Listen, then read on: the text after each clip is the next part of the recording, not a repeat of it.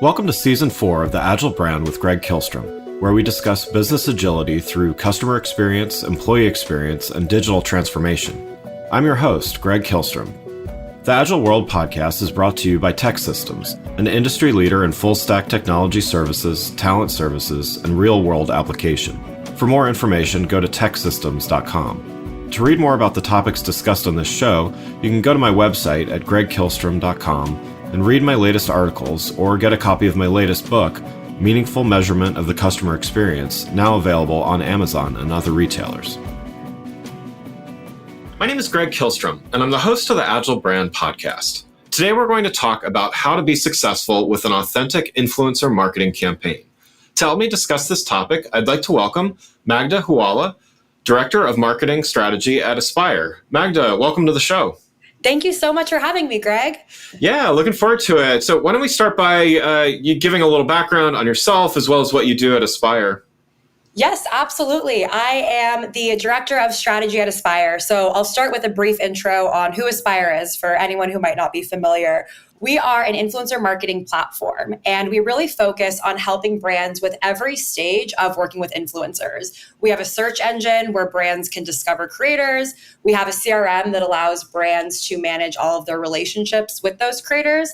And most importantly, we have a robust analytics dashboard so brands can really understand every way in which these influential partnerships are impacting their business. We have a marketplace where people can apply inbound to work with your brand. And we've worked with brands really across the board, from very small companies that are just getting started to massive corporations, think HelloFresh, Bed Bath & Beyond, Walmart, really work with brands across the spectrum. And personally at Aspire, I oversee all things influencer strategy. So really want to make sure that I'm keeping my thumb on the pulse on everything that's going on in the influencer space.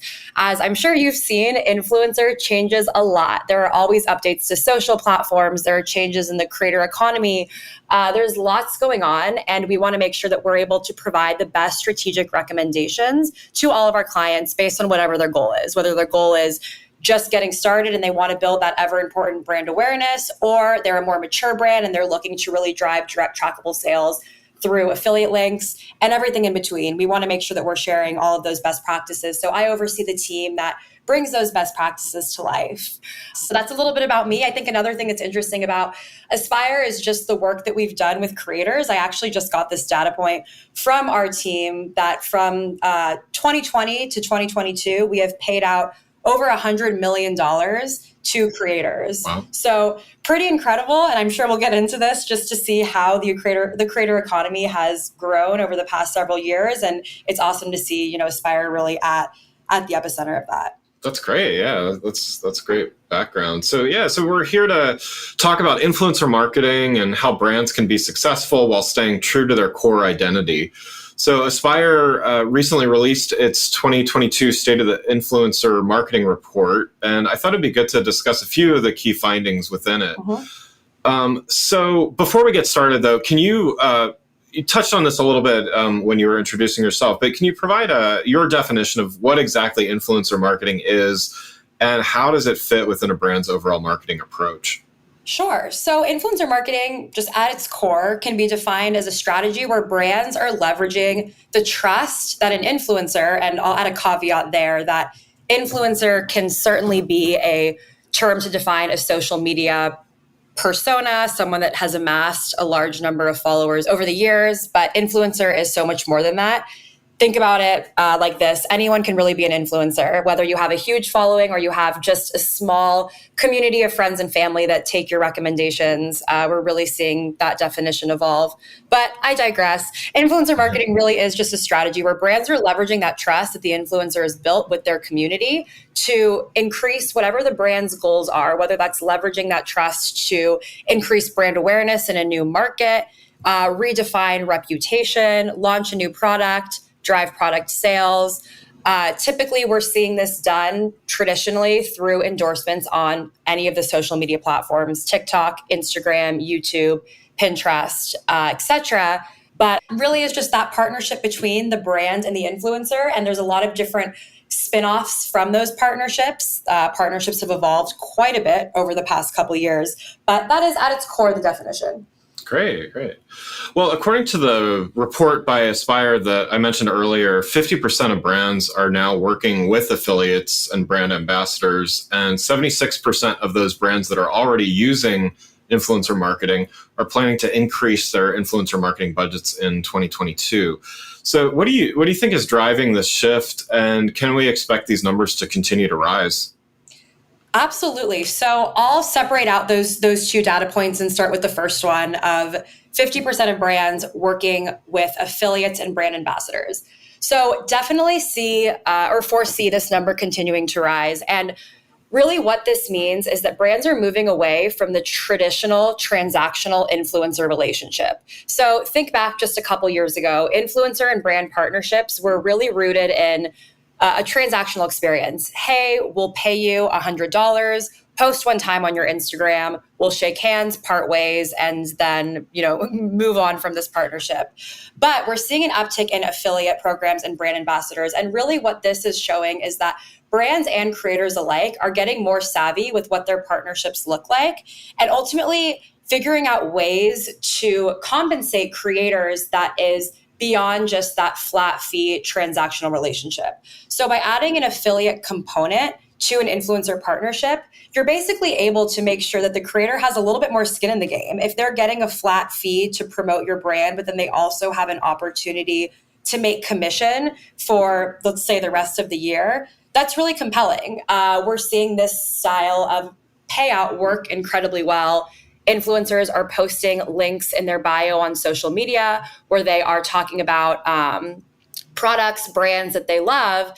And then every time someone is visiting that page, there's an opportunity for them to make basically passive income. So it's a huge win for the creators and it's a win for the brand. The more the creators are able to make from these affiliate links, the more exposure the brand's going to get because those individuals will be motivated to post more. So it really is fueling the creator economy in a really interesting way and providing an additional revenue stream while also adding benefit to the brand because they're able to pay creators based on what those creators are driving in terms of sales. Great. So the report also mentions that many brands, 70% of them are working with nano or micro influencers. So, first, if you could define what that means exactly, as well as, what's the reason for this approach and how is it able to be affected at that level? Yeah, so nano or micro influencers, it varies platform by platform, but think about people that don't have hundreds of thousands or millions of followers on social media. These are individuals that have maybe a smaller community, let's think 10,000 to 100,000. And really the benefit of working with micro and nano influencers is that these individuals have a lot of trust within their community. They're not these massive celebrities that seem unattainable or massive celebrities that already have deep relationships with existing brands. These are people that are creating content and growing their follower base based on authenticity and based on content that resonates with their audience. So by leaning into micro and nano influencers, you're essentially able to create this high trust commerce experience, especially if you work with these individuals for more than just one post. I can't stress it enough. It is so important for brands to work with influencers over a longer period of time. We mentioned brand ambassadors earlier. Think about working with someone for 3 to 6 months, having that repeat visibility on their social channels. Yeah. Also, it's just more cost effective. You're going to be able to work with a handful of micro and nano influencers for the same cost that it would be to secure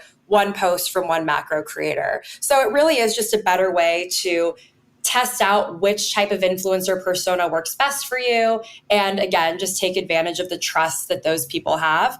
Last point, I do think it's important to note that you can grow with these nano creators. Someone who maybe starts out with 10,000 followers at the beginning of your partnership, by the end of that 3 to 6 months, they could easily have doubled, if not tripled that.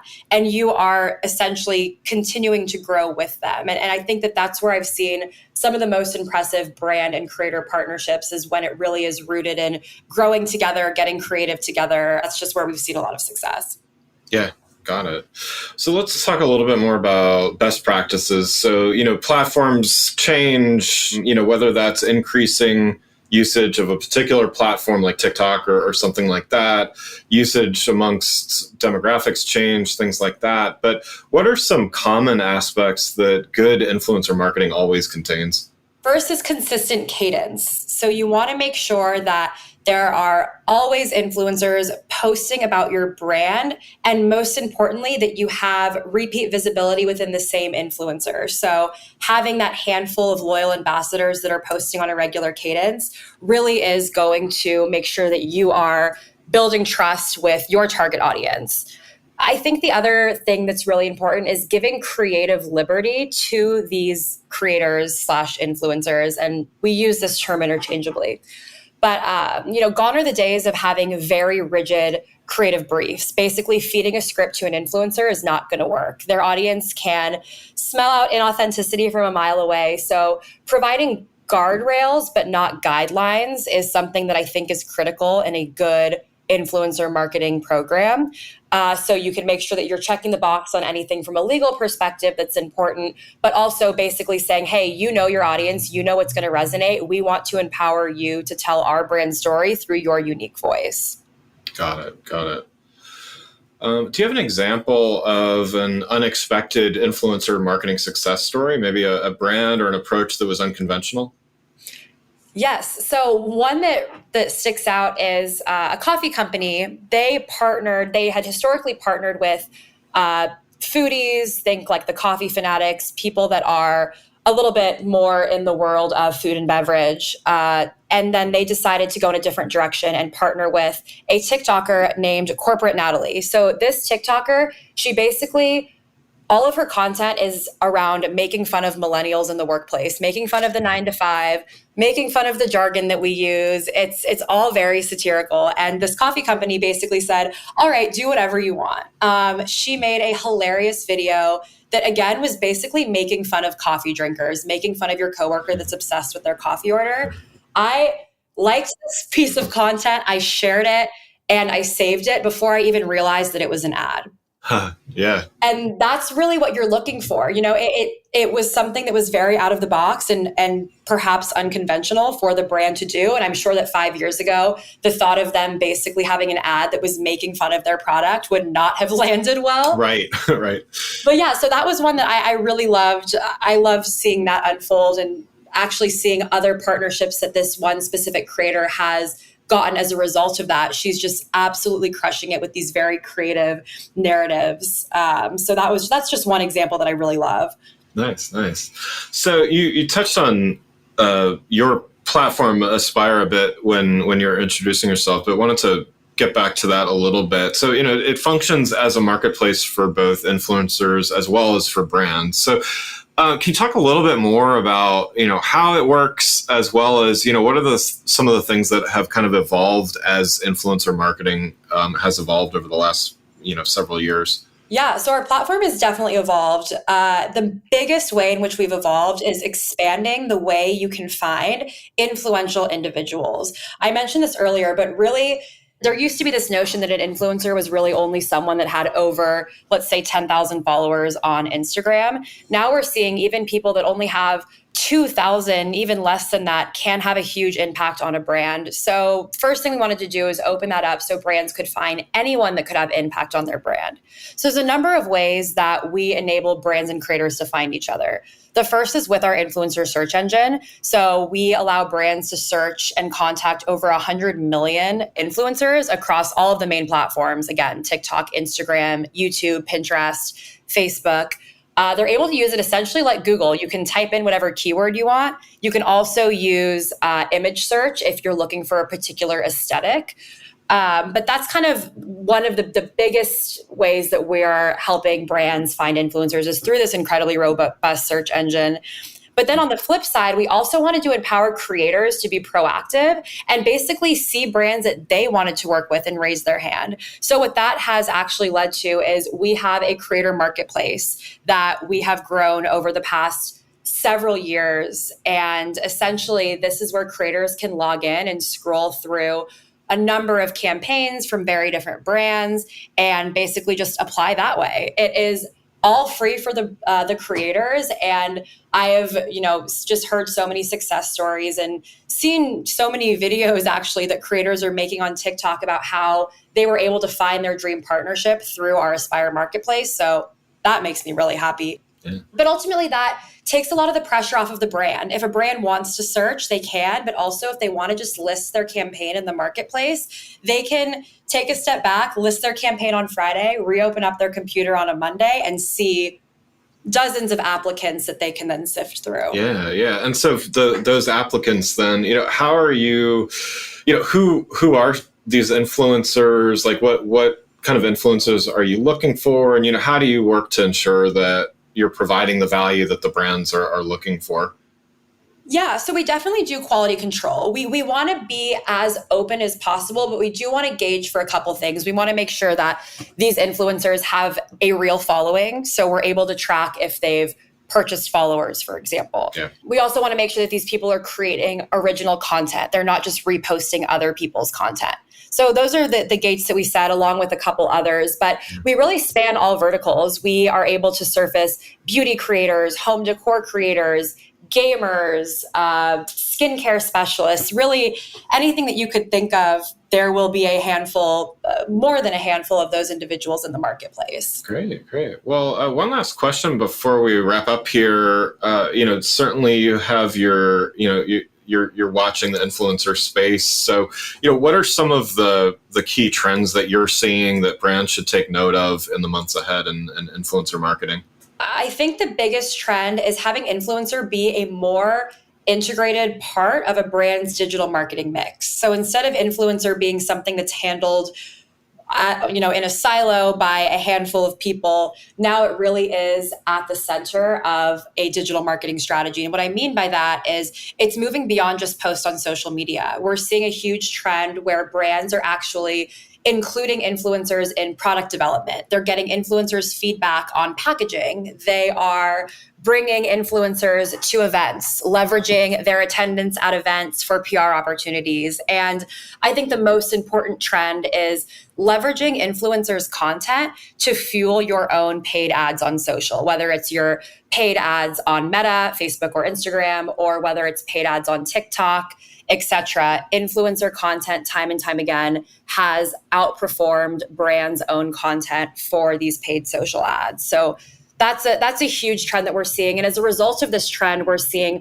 more budget be poured into influencer marketing because there's more ways to track the impact. So in 2022, influencer is expected to be a $15 billion industry. In 2021, it was 13.8. So it's continuing to grow. And a lot of that is because marketers are understanding different ways to get value out of these partnerships. So I would say more diversified partnerships is going to be the biggest trend. And then something that's a little bit more low-hanging fruit is this continued push towards video content on all platforms, TikTok, Instagram Reels. Really, video content is what's converting. So leveraging influencers to produce that ever important video content is going to be a huge trend. Great. Well, Magda, thanks so much for joining the show. For those listening, what's the best way for them to keep up with what you and Aspire are doing? So we have a coffee shop community on Slack called The Coffee Shop. Very simple. You can join it directly from our website, and that's where you'll see different trends that we're posting. You'll see me in that Slack channel. Any events, webinars, upcoming initiatives will be posted there. So definitely keep up with us in our coffee shop community. Wonderful. Well, again, I'd like to thank Magda Houalla, Director of Marketing Strategy at Aspire, for joining the show. Thanks for listening to The Agile Brand with Greg Kihlstrom. Talk with you next week. Thanks again for listening to the Agile Brand with Greg Kihlstrom podcast, brought to you by Tech Systems. If you enjoyed the show, please take a minute to subscribe on your podcast channel of choice and leave us a rating so that others can find the show more easily. You can access more episodes of the show at www.theagilebrand.show. To get a copy of my latest book, Meaningful Measurement of the Customer Experience, visit my website at gregkihlstrom.com. Until next week, stay agile.